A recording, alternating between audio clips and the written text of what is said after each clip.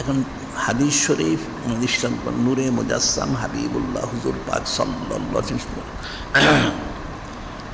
আকরিমু শারাল্লাহিল মুহররম মান আকরামাল মুহররম আকরামু তাআলা বিল জান্নাহ ওয়া নাজ্জাহু মিনান নার।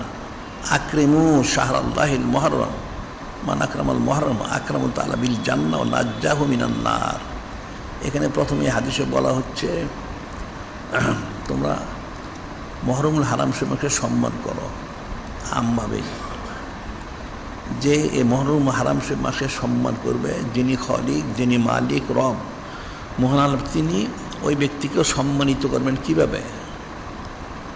জান্নাত দিয়ে। সুবহানাল্লাহ সাল্লাল্লাহু আলাইহি ওয়াসাল্লাম আবার বলেছেন আকরিমু আশুরা মিনাল মুহররম মান আকরামা আশুরা মিনাল মুহররম আকরামু তাআলা বিল জান্নাহ ওয়া নাজ্জাহু মিনান নার। আকরিমু আশুরা মিনাল মুহররম, যে তোমরা মুহররম হারাম শরীফের আশুরা শরীফকে সম্মান করো 10 তারিখে, যে এই আশুরা সম্মান করবে যিনি খলিক, যিনি মালিক, রব আল্লাহ, তিনি সে ব্যক্তিকেও সম্মানিত করবেন জান্নাত দিয়ে। সুবহানাল্লাহি সাল্লাল্লাহু আলাইহি ওয়াসাল্লাম। এখন এটা সম্মানটা দুইভাবে, একটা সম্মান হচ্ছে এটা আমল যেগুলো করে সম্মান দিতে হবে, আরেকটা হলো ইয়াজিদ রাহমাতুল্লাহ আলাইহি, ওটাকে লানত দিয়ে সম্মান করতে হবে। সুবহানাল্লাহ সাল্লাল্লাহু আলাইহি ওয়াসাল্লাম। তাহলে ফজিলত লাভ করা যাবে। এখন আমভাবে যিনি খলিক, যিনি মালিক, রব, তিনি বলেছেন তোমরা দোয়া করো। কি দোয়া করবে? রব্বানা আতিনা ফিদ দুনিয়া হাসানা ওয়া ফিল আখিরাতি হাসানা ওয়া কিনা আযাবান নার। যিনি খলিক, যিনি মালিক, যিনি রব, তিনি আমভাবে শিক্ষা দিয়েছেন তোমরা প্রত্যেক বান্দা বান্দি জিনিস দোয়া করবে যে আল্লাহ পাক আমাদেরকে ফিদ দুনিয়া হাসানা, দুনিয়ার ভালাইটা দান করুন এবং পরকালের ভালাইটা দান করুন এবং আযাব থেকে হেফাজত করুন। এখন এটা প্রত্যেক জিন ইনসান বান্দার জন্য এটা কিন্তু দোয়া করা ফরজ আইন। এই দোয়াটা করা ফরজ আইন, দুনিয়ার বালাই, পরকালের বালাই এবং আযাব থেকে বাঁচা। এখন দুনিয়ার বালাইটা কি? দুনিয়ার বালাই হচ্ছে হাকিকিভাবে নূরে মুজাসসাম হাবিবুল্লাহ সাইয়্যিদুল মুরসালিন ইমামুল মুরসালিন খাতামুন নবীন হুজুর পাক সাল্লাল্লাহু আলাইহি ওয়াসাল্লামকে ইত্তেবা করা। সুবহানাল্লাহ সাল্লাল্লাহু আলাইহি ওয়াসাল্লাম। এটা দুনিয়ার বালাই। কারণ যিনি খলিক, যিনি মালিক, যিনি রব আল্লাহ, তিনি বলেছেন কুল ইন কুনতুম তুহিব্বুনাল্লাহ ফাত্তাবিউনি ইউহিব্বুকুমুল্লাহ ওয়া ইয়াগফির লাকুম যুনুবাকুম আল্লাহু গফুরুর রহিম। স্পষ্ট করে যিনি খলিক, যিনি মালিক, যিনি রব আল্লাহ, তিনি ঈর্ষণ করেন আমার হাবিব মাহবুব নূরে মুজাসসাম হাবিবুল্লাহ হুজুর পাক সাল্লাল্লাহু আলাইহি ওয়াসাল্লাম, আপনি উম্মতদেরকে বিষয়টা দয়া করে বলে দিন যে তোমরা যারা যিনি খলিক, যিনি মালিক, রব মহানকে মহব্বত করে থাকো, মহব্বতের দাবিদার, তোমাদের দায়িত্ব হলো, কর্তব্য হলো যে আমাকে অর্থাৎ নূরে মুজাসসাম হাবিবুল্লাহ হুজুর পাক সাল্লাল্লাহু আলাইহি ওয়াসাল্লামকে ইত্তেবা করো। ফাত্তাবিউনি, তাহলে ইউহিব্বুকুমুল্লাহ ওয়া ইয়াগফির লাকুম যুনুব আল্লাহু গফুরুর রহিম। তাহলে যিনি খলিক, যিনি মালিক আল্লাহ, তিনি তোমাদের মহব্বত করবেন, গুনাহ খাতা মাফ করবেন, দয়ালু হবেন, ক্ষমাশীল হবেন। সুবহানাল্লাহি কাজে এটা হচ্ছে দুনিয়ার বালাই। আবার ফিল আখিরাতি হাসানা, পরকালের ভালাই দান। পরকালের বালাইটা কি?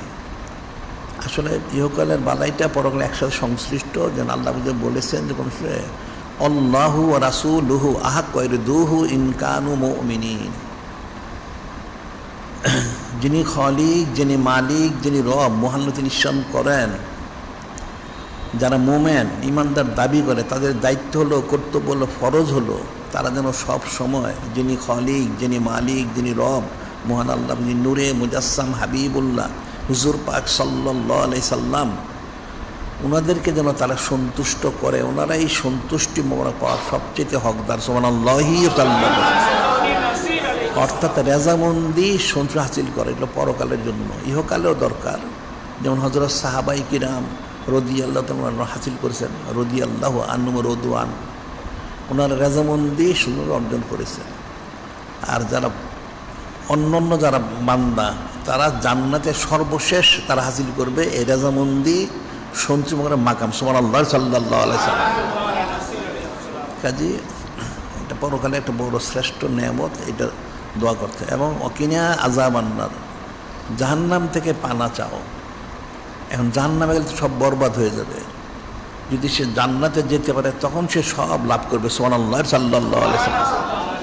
এবং এই প্রসঙ্গে বলা হয় একজন বুজুর্গ ওলি আল্লাহ, উনি নূরে মুজাসসাম হাবিবুল্লাহ হুজুর পাক সাল্লাল্লাহু আলাইহি ওয়াসাল্লামকে স্বপ্নে দেখলেন।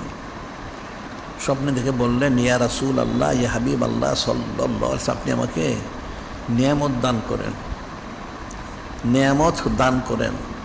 তখন নূরে মুজাসসাম হাবিবুল্লাহ হুজুর পাক সাল্লাল্লাহু আলাইহি ওয়াসাল্লাম উনি বললেন, ঠিক আছে, তুমি ইমানের সাথে ইন্তেকাল করবে। একবার, দুইবার, তিনবার ওই বুজুর্গ ব্যক্তি বারবার বলতেছেন যে ইয়া রাসূল আল্লাহ, ইয়া হাবিব আল্লাহ সাল্লাল্লাহু আলাইহি ওয়াসাল্লাম, আমাকে দয়া করে নিয়ামত দান করেন। আর প্রতিবারই নূরে মুজাসসাম হাবিবুল্লাহ হুজুর পাক সাল্লাল্লাহু আলাইহি ওয়াসাল্লাম, ঠিক আছে, তুমি ইমানের সাথে ইন্তেকাল করবে। একবার, দুইবার, তিনবার। চতুর্থবার বললেন, তুমি তো বুঝতে পারতেছো না, ইমান আসে ইন্তেকাল করলে তোমার সমস্ত আমলগুলি বজায় থাকবে, তুমি সব পাবে। আর ইমান ছাড়া যাও, সব বরবাদ হয়ে যাবে। নাউযুবিল্লাহ। ইমান ইন্তেকাল করা, জাহান্নাম থেকে পানা চাওয়া, যদি কেউ জাহান্নামে যায় সব বরবাদ হয়ে যায়। আর যদি সে না জান্নাতে যেতে পারে, সব নেয়ামত সে পাবে। সুবহানাল্লাহ সাল্লাল্লাহু আলাইহি ওয়াসাল্লাম। কারণ সবচেয়ে ছোট যে জান্নাতি, সে কমপক্ষে 10 দুনিয়া সমান পাবে। সুবহানাল্লাহ সাল্লাল্লাহু আলাইহি ওয়াসাল্লাম। এখন এই দোয়াটা করতে হবে। এখন এই দোয়ার যে বদলাগুলি, এটা তো সমস্ত আমলের মধ্যেই রয়েছে, তবে খাস করে এখানে আশুরা শরীরের মধ্যে কিন্তু রয়েছে। এখানে যেমন দুনিয়ার বালাই, পরকালের বালাই,